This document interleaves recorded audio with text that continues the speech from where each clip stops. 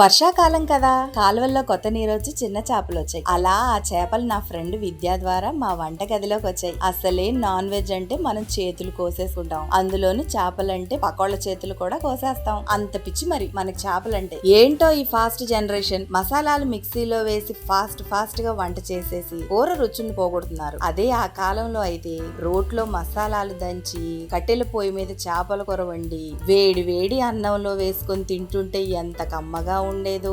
ఇవి నా మాటలు కాదండో.